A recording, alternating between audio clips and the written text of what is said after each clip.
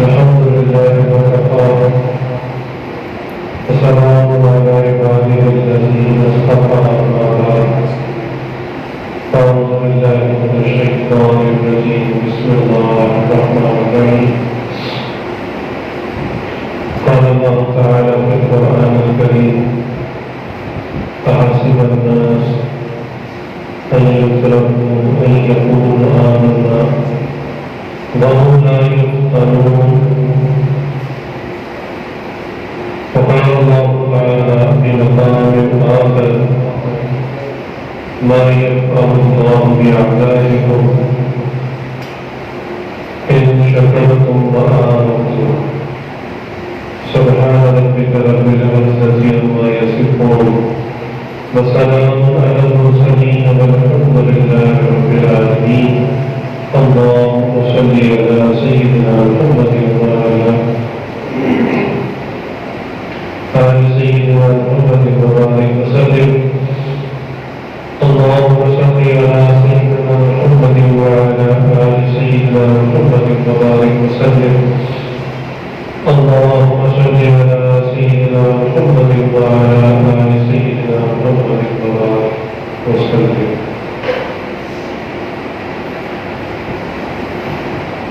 اللہ تعالیٰ نے تمام انسانوں کی ہدایت کے لیے جو کتاب قرآن مجید نازل فرمائی اس میں ہم سے پہلے آنے والی سابقہ قوموں کے قصے واقعات ہیں اور وہ قصے اور واقعات ہمارے لیے سبق ہے اور وہ کہانیاں نہیں ہیں جو آپ کو بچوں کو سنانے کے لیے سنائی جاتی ہے کہ بچے بستر میں جاتے ہیں تو والدین کو کوئی اچھی سی کہانی سناتے ہیں تو بچے سو جاتے ہیں نہیں، بلکہ وہ پہلی قوموں کے واقعات اور عبرت کی نشانیاں ہیں. اللہ تعالیٰ چاہتے ہیں کہ ہم اپنے سے پہلے والے لوگوں کی غلطیوں سے سیکھیں اور جو غلطیاں وہ کر چکے ہیں ہم وہ غلطیاں نہ کریں. یہ مقصد ہے. اللہ تعالیٰ نے قرآن کریم میں ایک لفظ ایک حرف بھی زائد اور فالتو نازل نہیں کیا. ہر لفظ کا ہر حرف کا ایک مطلب ہے. ہمیں کیسے ہو سکتا ہے کہ سابقہ قوموں کے واقعات کو اتنے تفصیلی اور ان سے کوئی مطلب ہی نہیں کرتا ہوں، کوئی مقصد ہی نہ ہو اس کا، یہ ممکن نہیں. چنانچہ جتنی بھی قومیں پہلے گزری ہیں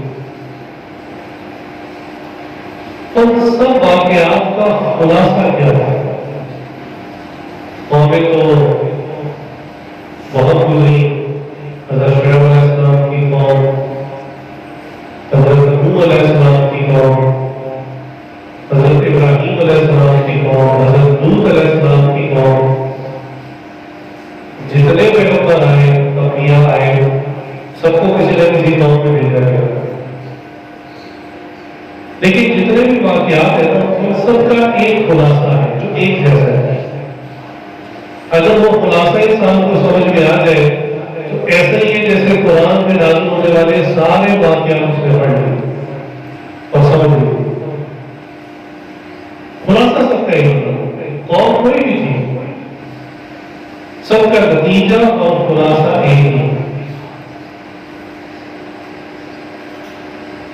بچوں کی کہانیاں جب چھپتی ہے کتابوں میں تو کہانی مثال کے طور پر 4-5 صفحوں کی ہو، لمبی کہانی ہو. لیکن جب کہانی ختم ہوتی ہے تو وہاں ایک جملے میں ایک بات لکھی ہوتی ہے، اسے کہتے ہیں کہ کہانی کہانی سے حاصل ہونے والا سبق، انگلش میں کہتے ہیں مورل لیسن، کہ آپ نے یہ 5-6 صفحوں کی جو کہانی پڑھی اس سے آپ کو حاصل کیا ہوگا؟ جیسے لالچ بری بنا ہے، دوسروں کو تکلیف دینے والا خود گڑے میں گر جاتا ہے، اس قسم کے نا سبق ملتے ہیں۔ تو اب قرآن کریم میں جتنی قوموں کے واقعات موجود ہیں ان سب سے حاصل ہونے والا سبق بڑا مختصر سا ہے، چھوٹا سا ہے۔ مورل لیسن سب کا ایک ہی ہے، اور وہ کیا کہ اللہ تعالیٰ نے اپنے بندوں سے محبت کا اظہار کیا اور ان کی ہدایت کے لیے اپنے کسی بندے کو نبی کو بھیجا، ان کو سمجھاؤ، میرا کام کرواؤ، بتاؤ نیکی کیا ہے برائی کیا ہے۔ حتیٰ کہ بعض کے اوپر باقاعدہ کتابیں اور صحیفے بھی نازل کرتی ہے، اور بعض کو کہا کہ نہیں جو پہلے صحیفے نازل ہو چکی ہے اسی کی بس تعلیمات کو آگے چلاؤ، لیکن بات مانو۔ اب اگر قوم نے بات مان لی تو قرآن کریم میں ان لوگوں کے بارے میں آتا ہے کہ اللہ تعالیٰ نے ان کو نجات دی، اللہ نے کامیاب کر دیا، اور جس قوم نے وقت کے نبی کی اور اللہ کی بات نہیں مانی اللہ تعالیٰ نے پھر اس کے اوپر اپنا کوئی نہ کوئی عذاب نازل کر دیا۔ یہ پورے قرآن کریم کے تمام واقعات، تمام انبیاء، تمام قوموں کے واقعات سے حاصل ہونے والا مورل لیسن ہے، سبق ہے۔ جس نے اللہ کی فرمان برداری کر لی اللہ نے اس کو بچا لیا، اور جس نے نافرمانی کی بات نہ مانی اللہ نے اس کو عذاب بھیج کر ختم کر دیا۔ اب اللہ تعالیٰ کے پاس جس طرح ہر چیز کے خزانے عذاب کے بھی اللہ کے پاس بے تحاشا خزانے، یعنی کہ ہر ایک کو ایک ہی انداز سے عذاب بھیجا نہیں۔ ایک قوم حضرت نوح علیہ السلام کی قوم کہتی تھی کہ ہمارے علاقے میں سیلاب نہیں آ سکتا، خشک علاقہ ہے، اللہ تعالیٰ نے وہاں پر پانی کا عذاب بھیجا تاکہ دماغ پر چوٹ لگے، میں قادر مطلق کو سب کچھ کر سکتا ہوں۔ ایک قوم نے پہاڑوں کو کھود کر اندر مکان بنائے، اور خیال پتہ کیا تھا؟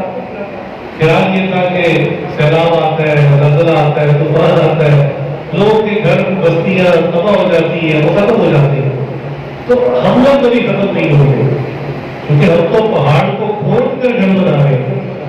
ایک ہوتا ہے پہاڑ کے پتھروں کو جمع کر کے گھر بنانا، نہیں، پہاڑوں کو کھود کر اس کے مکان بنانا، اور واقعی وہ مکانات اتنے مضبوط تھے کہ وہ آج بھی موجود ہیں، حالانکہ اس کی کوئی مینٹیننس نہیں ہے، کوئی پلستر نہیں کرتا جا کے، کوئی رنگ روگن نہیں کرتا، ویسے ہی پڑے گے، لیکن وہ سلامت ہے۔ تو ان کو یہ گمان ہوا کہ نبی جو کہتے ہیں کہ بھی خدا بڑا طاقتور ہے تو کتنا طاقتور ہوگا، پہاڑ سے زیادہ طاقتور تو نہیں ہو سکتا خدا۔ تو انہوں نے ایسے مضبوط مکان بنائے، اللہ تعالیٰ نے ایک فرشتے کو بھیجا جس نے اس علاقے میں جا کر چیخ ماری، ایک ایسی آواز زوردار نکالی کہ مکانات تو سب کے سب موجود رہے، اندر بسنے والے سب کے سب لوگوں کے دل بیٹھ گئے۔ کسی قوم کے اوپر اللہ نے زلزلے کو بھیجا، ایک قوم گزری، قوم عاد، یہ بڑے لمبے ترنگے تھے، بڑا اونچا لمبا ترنگا، یعنی اس زمانے میں عام انسانوں کے قد سے دگنا تھا، اور طاقت اتنی زیادہ کہ تفسیر میں لکھا ہے کہ درخت کو زمین سے جڑوں سمیت اکھاڑ لیتے تھے، اتنی طاقت ہے۔ اللہ نے خود قرآن میں فرمایا کہ میں نے ان جیسے دوبارہ پیدا نہیں کیے، نہیں اور اب ان کو بجائے گا کہ شکر گزار ہونے کے ان کے اندر آ گیا کہ ہمیں تو موت ہی نہیں آ سکتی، ہمیں تو بیماری نہیں آ سکتی، ہمیں تو کوئی وائرس لگ ہی نہیں سکتا۔ دھیان سے سن رہے ہیں بات؟ ہاں جی، ہمیں تو کوئی بیماری کو وائرس لگ ہی نہیں سکتا، اور ہم تو ہمیشہ زندہ قوم کو کون سا عذاب دے کر ختم کیا؟ ایک یہ تھا اللہ تعالیٰ ان سے زیادہ مضبوط طاقتور فرشتوں کو بھیجتے، ڈنڈے دے کر، تلواریں دے کر، وہ ان سے مقابلہ کر کے ان کو مارتے. نہیں، تب نے کہا ان کی بیچاروں کی اوقات ہی کیا ہے، ان کے لیے مجھے طاقتور فرشتے بھیجنے کی کیا ضرورت ہے؟ زلزلہ آ جاتا، زمین پہ چلے جاتے، لوگ نہیں ان کی اوقات نہیں، پتھروں کی بارش ہوتی ہے، نہیں ان کی اتنی بھی طاقت نہیں ہے کہ ان کو پتھر سے مارا جائے. اللہ نے ہوا کا عذاب بھیجا، اتنی طاقتور قوم پر ہوا کا عذاب. یعنی اللہ نے کوئی ان کو یہ بتایا کہ تمہاری طاقت، تمہارا قد میرے نزدیک تنکوں کی مانے، ہوا آتی ہے تنکے اڑا کے لے جاتی ہے. تفسیر کا طریقہ ہے کہ ہوا آتی تھی، ان کے جسموں کو اٹھاتی تھی، ہوا میں لے جا کر گھماتی تھی اور وہ آپس میں ٹکراتے تھے، پھر زمین پر گرتے، پھر ہوا اٹھا لیتے، پھر ٹکراتے تھے. اسی طرح ان کا حشر ہو گیا. جب عذاب ختم ہوا، ہوا ختم ہوئی تو زمین پر وہ بکھرے ہوئے تھے، ایسے جیسے کھجوروں کے تنے کو کاٹ دیتے تھے، فصل کاٹ دیتے تھے، ادھر ادھر گرے ہوتے، اس طرح وہ گرے ہوتے. یہ بات کہہ کر یہ عاجز آپ کی توجہ کسی طرف دلانا چاہتا ہے، اور وہ یہ کہ ہم سے پہلی جو قومیں آئی، ہم سے پہلے جو لوگ آئے، وہ بھی ہماری طرح ہی تھے، بیوی بچے، گھر بار، کھیتی باڑی، دکانیں، کارخانے، یہ ضروریات سب کے ساتھ لگی. ان کے اندر بھی اللہ نے اپنے نبی کو بھیجا اور ان کو بھی اللہ کی فرمانبرداری کا اور نبی کی بات ماننے کا درس دیا گیا. لیکن جس نے بات نہ مانی وہ عذاب میں مبتلا ہوا، اور جو بات مانتا چلا گیا وہ کامیاب ہوتا چلا گیا. تو یہ ہمارے ساتھ جو کچھ ہو رہا ہے تو نیا معاملہ نہیں ہے، یہ تو ہمیشہ سے ہوتا ہے. جب سے دنیا بنی ہے اور جب تک قائم رہے گی یہ سلسلہ ایسے ہی چلتا رہے گا. اللہ تعالیٰ نے یہ ارشاد فرمایا، جو آیت پڑھی گئی، حاسب الناس ان یترکوا ان یقولوا آمنا وهم لا یفتنون، کیا لوگوں نے یہ گمان کر لیا ہے، کیا سوچ لیا ہے کہ بس ہم نے کلمہ پڑھ لیا اور اب ہمیں چھوڑ دیا جائے گا اور جنت ہمارے انتظار میں ہے اور ہمیں آزمایا نہیں جائے گا؟ لفظ یہ نہیں ہوگا. اس آیت کے آگے اللہ تعالیٰ کی شرط بات ہے کہ بے شک ہم نے تم سے پہلے والوں کو بھی آزمایا اور بالکل واضح کر دیا کہ تم میں سے کون سچا ہے اور کون جھوٹا ہے. اللہ نے ہم پر یہ بات واضح کر کے اللہ کے دل میں ہے کہ چانس ہمیں دینا ہے. تو اللہ تعالیٰ کی طرف سے آزمائشیں آتی رہی ہے، آتی رہی گی. اس بات کو کرنے کے بعد آج کے زمانے میں آج کی دنیا جس مشکل سے گزر رہی ہے، اب تو گلی گلی، گاؤں گاؤں، پہاڑوں غاروں تک یہ لفظ کورونا وائرس پہنچ گیا. ہر ایک کو پتا ہے کہ یہ کورونا وائرس پھیلا ہوا ہے. تو یہ کیا چیز ہے؟ بہت چیزیں گوئیاں ہو رہی ہے، مختلف باتیں ہو رہی ہے. کوئی کہتا ہے یہودیوں نے بنا کر چھوڑ دیا، کوئی کہتا ہے امریکیوں نے بنا کر چھوڑ دیا، کوئی کہتا ہے چائنیز نے بنا کر چھوڑ دیا. اور یہی ڈسیپشن ہے. ڈسیپشن کہتے ہیں دھوکہ، نظر کا دھوکہ. کہ نظر اصل سبب کی طرف نہیں جاتی بلکہ ظاہری اسباب کی طرف جانا شروع ہو جاتا. میں ایک سادہ سی مثال دوں گا کہ اگر کوئی شخص کسی کتے کو پتھر مارے تو کتے کے اندر بھی اتنی عقل ہوتی ہے کہ مجھے پتھر کو کاٹنا نہیں ہے بلکہ اس شخص کو کاٹنا ہے جس سے پتھر پھینکا ہے. کسی کتے کو کوئی شخص ڈنڈا مارے گا تو کتا اس ڈنڈے کو نہیں کاٹتا، اس شخص کے پیچھے جاتا ہے، کو پتہ ہے کہ یہ ڈنڈا یا پتھر یہ تو سبب ہے، اصل محرک جو ہے فائل کرنے والا وہ یہ بنتا ہے. تو ہم سب کی نظر ظاہری چیزوں کے اوپر ہے، جو اصل میں اس غائبی فوج کو بھیجنے والی ذات ہے اس کی طرف کسی کی نظر ہے. اگر میں یوں کہوں کہ اللہ نے دنیا کو ایک دم سیدھا کر دیا تو بات غلط نہیں ہوگی، مبالغہ نہیں ہوگا. آج کو مثالیں سمجھنا آسان ہے، کمپیوٹر اور موبائل تو دیہاتوں میں بھی ہے. تو کمپیوٹر کبھی ہینگ ہو جائے، پھنس جائے گی، رستہ کھو جائے.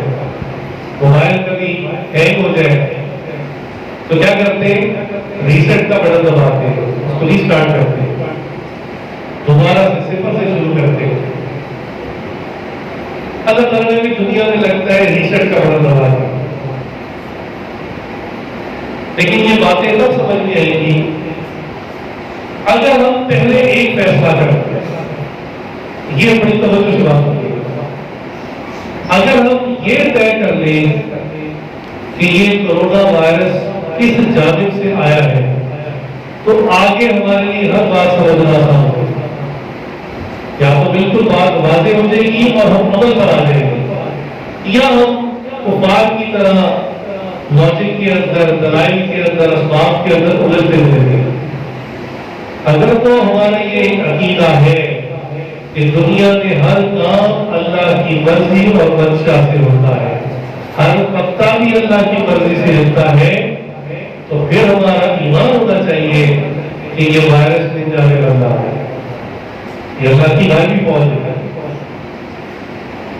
دماغ کو ٹھکانے لگانے کے لیے بڑے بڑے دعوے کرنے والے لوگ ہم سپر پاور ہیں.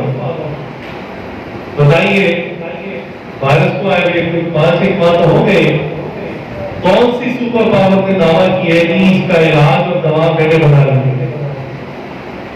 وہ جو کہتے تھے ہماری ٹیکنالوجی ناگزیر ہے، ہمارے پاس ایڈوانس کمپیوٹر ہے، سیٹلائٹ ہے، میزائل ہے، لیزر ہے اور پتہ نہیں کیا کیا کچھ ہے، تو ساری کی ساری ٹیکنالوجی ردی کی ٹوکری میں پہنچ. بتاؤ بالکل سپر پاور کتنا دوائی، اتنا چھوٹا معمولی کیڑا جو نظر نہیں آتا تو اس کی بھی دوائی نہیں بنا سکے.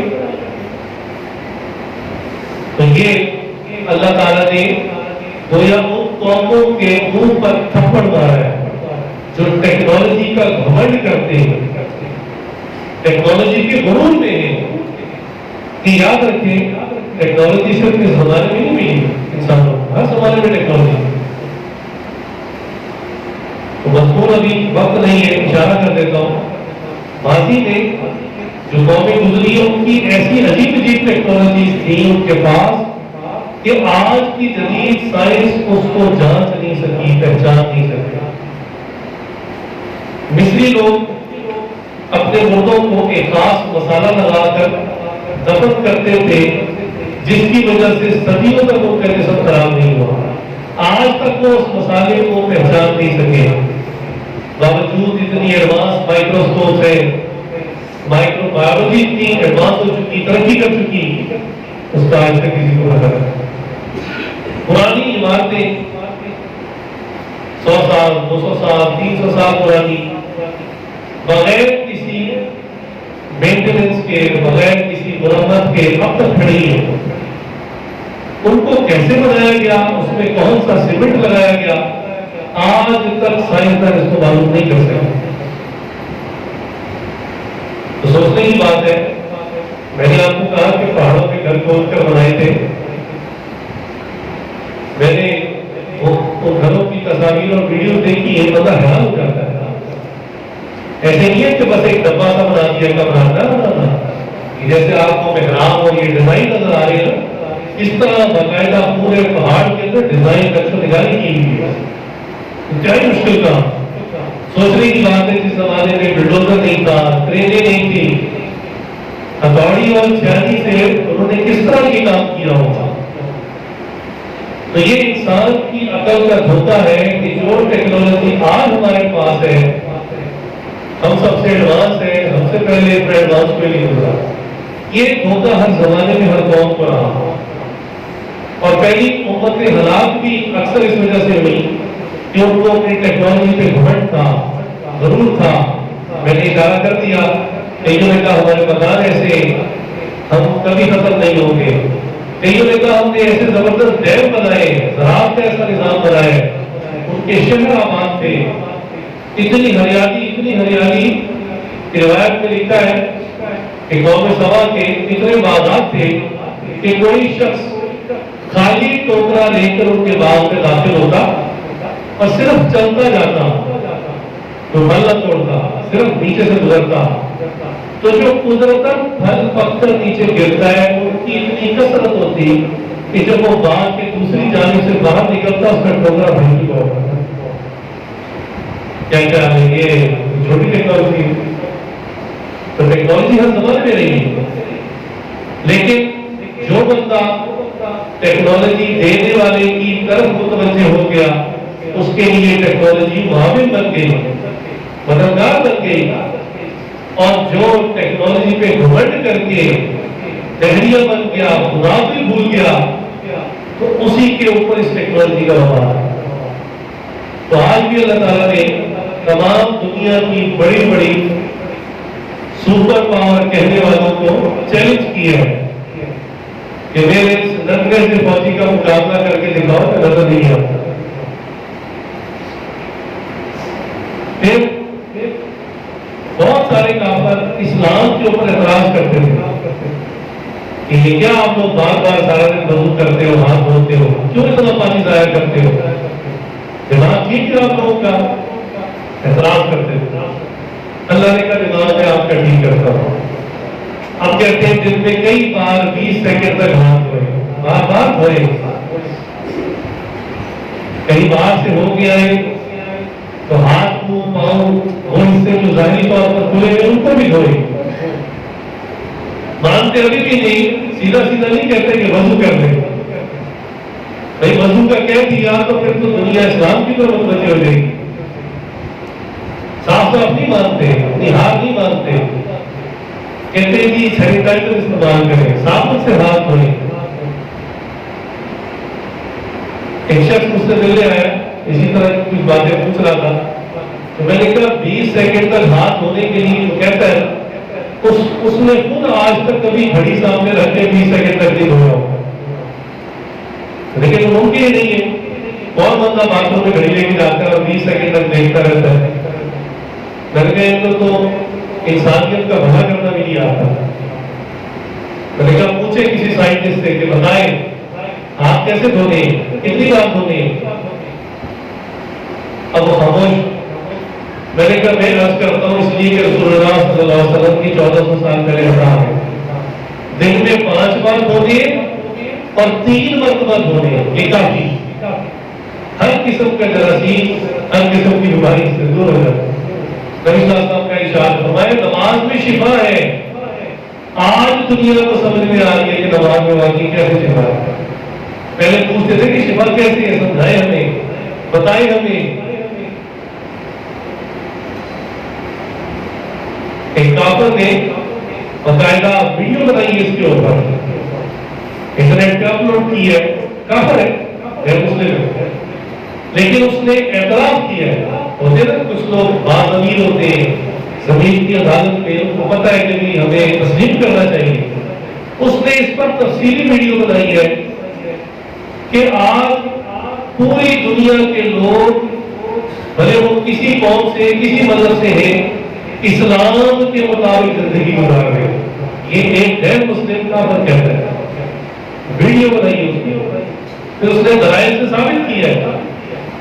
اس نے کہا مسلمان اور مسلمانوں کے مذہب میں ان کے نبی صلی اللہ علیہ وسلم نے فرمایا کہ دن میں 5 بار وضو کرو. تو آج پوری دنیا کے لوگ یہی کر رہے ہیں، چاہے وہ یہودی ہے، چاہے وہ عیسائی ہے، چاہے وہ دہریہ ہے، چاہے وہ ہندو ہے، سب لگے ہوئے ہاتھ دھونے میں. فرمایا کہ مسلمانوں کے اندر ہے کہ عورت کے لیے پردہ ہے، یورپ کے بہت سارے ممالک نے مسلمانوں کی عورتوں کے پردہ کرنے پر جرمانہ لگا دیا، بہت بھاری رقم یورپ کے اندر، یورپ کی کرنسی ہے، اچھا خاصا بھاری جرمانہ لگا دی کہ جو عورت نقاب کر کے باہر نکلے گی جرمانہ پے کرے گی، اور مسلمان عورتوں نے جرمانے دیے۔ اللہ اکبر، کیسی عجیب منطق ہے، جو عورت بے لباس ہو کر باہر آ رہی ہے اس کو آزادی ہے، یہ اس کی مرضی ہے، تو مرضی پہنے، لیکن جو عورت اپنے آپ کو ڈھانپ کر آ رہی ہے تو یہ قدامت پسندی ہے، اور اس کی اجازت ہمارا ملک نہیں دیتا۔ یہ وہی لوگ ہیں جو دعویٰ کرتے ہیں پوری دنیا میں کہ ہمارے ملک میں ہر قسم کی آزادی ہے، جو جس طرح سے رہنا چاہ رہے ہیں۔ تو غیر مسلم کہتا ہے کہ آج پوری دنیا میں مسلمان عورتیں ہوں یا غیر مسلم عورتیں ہوں، سبھی چہرے کو چھپا کے پھر رہی ہیں، سبھی پتہ کر رہی ہیں۔ کورونا نے عقل ٹھکانے لگا دی۔ پھر بعض عورتیں مسلمانوں کی بھی بہانہ بناتی ہیں کہ جون جولائی کی گرمی میں مجھ سے نقاب نہیں کیا جاتا، میرا دم گھٹتا ہے، اور اب ماسک پہنتی ہے، کوئی کہہ بھی کہ اتار دے، نہ ہم کیسے اتار دیں، میری موت کا، جان کا خطرہ ہے۔ بھائی اگر ماسک نہ پہنے تو ہو سکتا ہے وائرس اندر چلا جائے اور جان چلی جائے، لیکن اگر نبی صلی اللہ علیہ وسلم کا حکم پورا نہ کیا، چہرہ نہ چھپایا، ہو سکتا ہے ایمان چلا جائے، ایمانی موت واقع ہو۔ جسمانی موت سے کئی گنا زیادہ خطرناک ایمانی موت۔ جسمانی موت کسی کی ہو جائے لیکن وہ ہو صاحب ایمان جنت میں جائے گا، اور جس کی ایمانی یا روحانی موت ہو جائے وہ مخمل کے بستر پہ مرے، اے سی والے کمرے میں مرے، لاکھ غذائیں کھا کے مرے، سیدھا جہنم میں جائے گا۔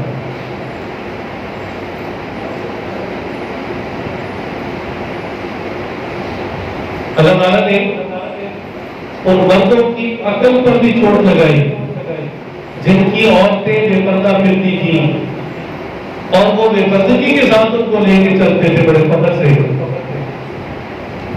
کہ دیکھو مجھے کتنی خوبصورت بیوی ملی ہے، دکھاتے پھرتے تھے لوگ۔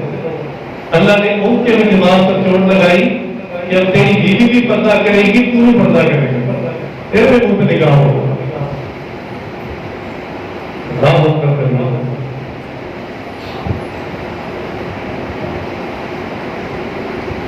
پھر اللہ تعالیٰ کی ناراضگی دیکھیں،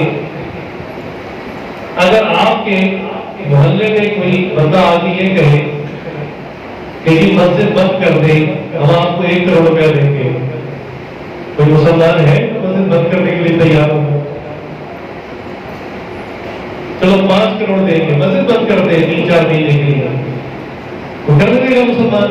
بے نمازی بھی کہے گا کہ نہیں یہ نہیں ہو سکتا، مسجد بند نہیں ہوگی۔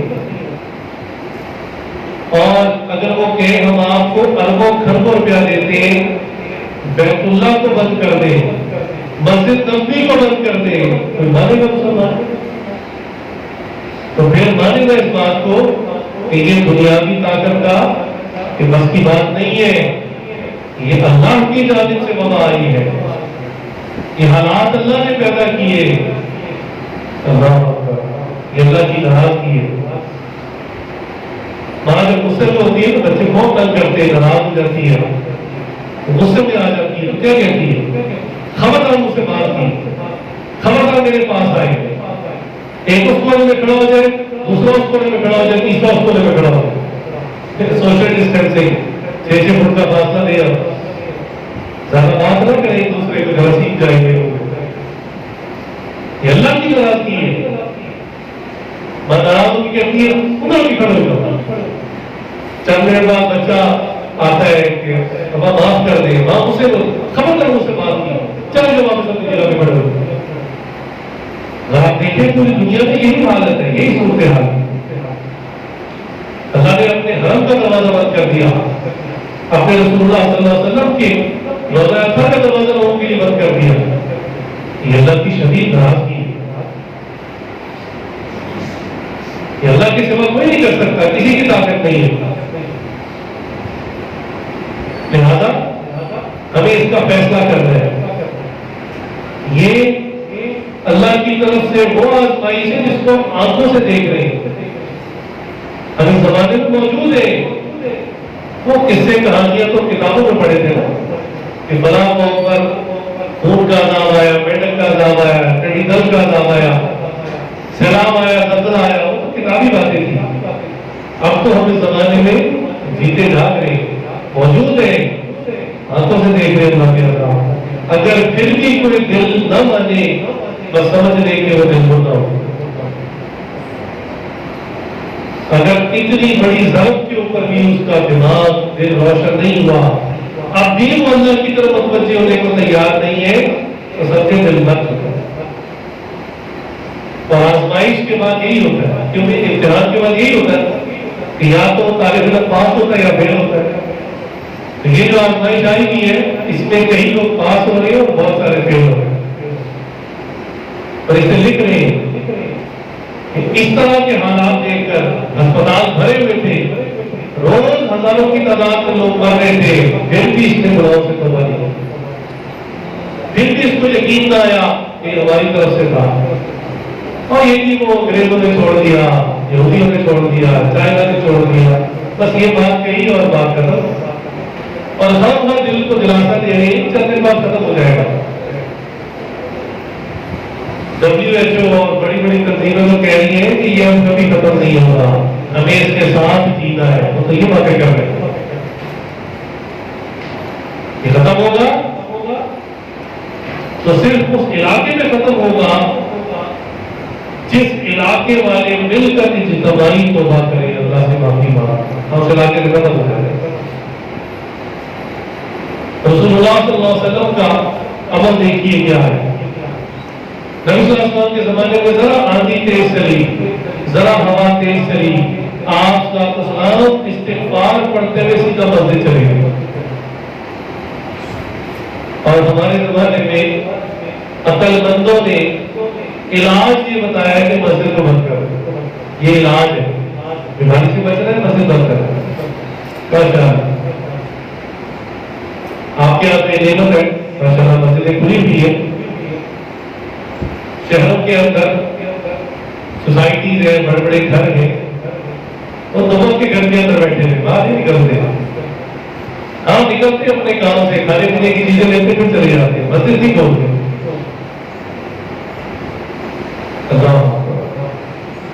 عقل کی جتنی نعمت ہے. دیکھیں کسی بیماری کے دو طرح کے علاج ہوتے ہیں، ایک اس کا جسمانی علاج ہے، ایک اس کا روحانی علاج ہے.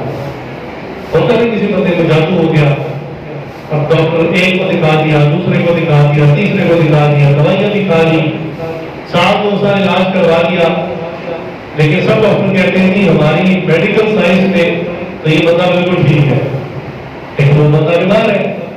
تو کیا کہتے ہیں پھر اس کو بھی جسمانی علاج تو ہو گیا، اس کا روحانی علاج کروا. تو روحانی علاج کرواتے ہیں، جادو وغیرہ کا توڑ کرواتے ہیں، تو بندہ ٹھیک ہو جاتا ہے. تو ہر بیماری کے دو طرح کے علاج ہوتے ہیں. تو ہم پوچھتے ہیں کہ جناب روحانی علاج تو ہونا تھا مسجد میں جا کر، اور مسجدیں آپ نے کروا دی بند، روحانی علاج کا دروازہ بند ہو گیا. اب جسمانی علاج دو ہے تمہارے پاس. جسمانی علاج لاہور کی دوائی، کون سا سپر پاور ہے جو کلیم کرے ہر چیز میرے پاس دوائی لائے دے دوائی. روحانی علاج تو بند کروا دیا، مسجد بند کروا دی. اب دو نا جسمانی دوائی تو دو. تو کتنی افسوس کی بات ہے کہ اس بیماری کے آنے پر نہ جسمانی دوا موجود ہے، اور جو روحانی دوا ملنی تھی تو وہ دوا ہمیں ہی بند کر دی. مدرسے بند کرو، مساجد بند کرو، گھروں میں بھیگی بلی کی طرح دور کے بیٹھو. رسول اللہ صلی اللہ علیہ وسلم مسجد کی طرف بھاگ رہے. ذرا طوفان آتا ہے مسجد کی طرف بھاگتے ہیں، سورج گرہن ہوتا ہے، چاند گرہن ہوتا ہے، مسجد کی طرف جاتے ہیں. ابھی پچھلے مہینے سورج گرہن ہوا تھا، ماشاءاللہ لوگ پکنک سمجھ کے گھروں سے باہر آ رہے، ویڈیو بنا رہے ہیں، سیلفیاں لے رہے ہیں، پیچھے سورج گرہن ہو رہے ہیں، انجوائے کر رہے ہیں اسے. نے فرمایا کہ پہلی قوموں پر واردات آزاد کی ابتدا ایسے ہی ہوئی کہ دن کے وقت میں اندھیرا ہو گیا، پھر ان کی زندگی میں دوبارہ روشنی کبھی نہیں ہوئی۔ یہ تو پکنک بنانے کا موقع تھا، استغفار کرنے کا موقع۔ ایک حدیث ہے اس میں ان کے زمانے میں زلزلہ آیا، آپ کا اسلام نے زمین پر ہاتھ رکھا اور کہا ٹھہر جا، رک جا، اس شہر کے لوگ توبہ استغفار کرنے والے، توبہ کرنے والے لوگ ہیں۔ پھر رسول اللہ صلی اللہ علیہ وسلم نے ممبر پہ چڑھ کر نصیحت فرمائی کہ تم سب توبہ استغفار کرو۔ سب نے توبہ استغفار کی، وہ زلزلہ ختم ہو گیا۔ ٹیکنالوجی مسلمانوں کے پاس ہے، ان کے پاس نہیں ہے، لیکن افسوس کہ آج مسلمان کو اس ٹیکنالوجی کا تعارف بھی نہیں، پتہ ہی نہیں ہے کہ کائنات کے رازوں کو اور طاقتوں کو کیسے اپنے ہاتھ میں لے لے۔ نبی صلی اللہ علیہ وسلم نے اس کے لیے الگ نمازیں سکھائی ہیں، بارش نہ ہو نماز استسقاء پڑھ لو، سورج گرہن ہو، چاند گرہن ہو، صلاۃ الخسوف پڑھ لو۔ تو یہ ٹیکنالوجی تو رسول اللہ ہمیں دے کر گئے ہیں، یہ تو پھر ہماری مت مری ہوئی ہے کہ ہم اپنے گھر میں موجود چیز کو چھوڑ کر غیر مسلموں کی طرف دیکھ رہے ہیں کہ وہاں سے کوئی نہ جائے۔ WHO، اب تو نام سب کو یاد ہو گیا ہوگا، ورلڈ ہیلتھ آرگنائزیشن، جو پوری دنیا کی عالمی سطح کی ایک تنظیم ہے، عالمی ادارہ صحت، اس کی اپنی رپورٹ ہے، غیر مسلم کی رپورٹ ہے، مسلمان کی موجودگی کی بات تو لوگ سنتے ہیں، مانتے نہیں آ رہی ہے، ایسی بات بڑھا دیتے ہیں۔ تو میں WHO کی بات کر رہا ہوں، عالمی ادارہ صحت کی بات کر رہا ہوں، ان کی رپورٹ ہے جو پوری دنیا میں تمام ملکوں کے تمام شہروں کا ڈیٹا اکٹھا کر رہے ہیں کہ کہاں کہاں کورونا کے مریض زیادہ ہے۔ یہ ان کی اسٹیٹمنٹ ہے کہ مسلمانوں کے ملکوں میں کورونا نہ ہونے کے برابر ہے، یہ ان کی اسٹیٹمنٹ، کورونا نہ ہونے کے برابر ہے۔ اور اگلی بات میں عرض کر دیتا ہوں کہ جن مسلمانوں کو کورونا ہے اکثر و بیشتر وہ ہے جو نماز اور وضو سے ہوئے ان نمازہ اللہ کی طرف سے آزمائش۔ ہم کون ہوتے ہیں اس کو عذاب کا نام دینے والے؟ میں نے ابھی تک کورونا کو عذاب نہیں کہا، اگر آپ نے نوٹ کیا، صحابہ قوموں کی باتوں پر عذاب کا لفظ کہا، کورونا کو عذاب نہیں کہا، آزمائش کہا۔ عذاب اس کے لیے بنے گا کہ جو بغیر توبہ کے، بغیر اعمال کیے، جہالت کی حالت میں، غفلت کی حالت میں کورونا سے مر گیا، عذاب اس کے لیے بتا۔ جو کرنے کی حالت میں، نماز روزے کی حالت میں، وضو کی حالت میں مرا، اس کے لیے عذاب نہیں، آزمائش، امتحان۔ جیسے بچے کو بچہ دیتے حل کر دیتا ہے، پاس ہو جاتا ہے، تو اس سے نہ گھبرائیں۔ زندگی موت اللہ کے ہاتھ میں ہے، ہم یہ کیوں بھول گئے؟ پوری کائنات کا خالق اور مالک اللہ رب العزت ہے، اور وہ اکیلا اس کائنات کو چلا رہا ہے۔ اللہ اکبر کبیرہ۔ اس لیے موت سے، کورونا سے ڈرنے کی ضرورت نہیں ہے، موت تو پھر بھی آنی ہے۔ کیا خیال ہے اس وقت جو لوگ کورونا سے نہیں مر رہے تو کیا ایکسیڈنٹ سے بھی نہیں مر رہے، ہارٹ اٹیک سے بھی نہیں مر رہے، کسی اور بیماری سے بھی نہیں مر رہے؟ تو موت تو برحق ہے، مسلمان تو موت سے ڈرتا ہے، مسلمان اپنے انجام سے ڈرتا ہے، یا اللہ میرا خاتمہ بالخیر فرما دیتا ہے، کل میں موت عطا فرما دیتا ہے، تو اس سے ڈرتا ہے، موت سے ڈرتا ہے۔ اور مسلمان کے عقائد اتنے واضح اور صاف ہوتے ہیں کہ جو بندہ صاحب ایمان ہو، مضبوط ایمان والا ہو، اس کے لیے چاہے وہ زیادہ پڑھا لکھا نہ بھی ہو، باتیں بالکل پکی ٹکی ہوتی۔ چنانچہ مجھے ایک شخص نے جو افغانستان جہاد کرنے گیا تھا رشیا کے زمانے میں، اس نے ایک واقعہ سنایا۔ اس نے کہا کہ ہم وہاں پر تھے تو رشیا کے جہازوں نے کسی علاقے میں گاؤں میں بمباری کی، اس بیماری کے نتیجے میں غریب کسان تھا، اس کے کھیت پر بم مارے گرے تو اس کی کچھ بکریاں 8-10 بکریاں مر گئی اور ایک اس کی بچی تھی چھوٹی، وہ بھی شہید ہو گئی۔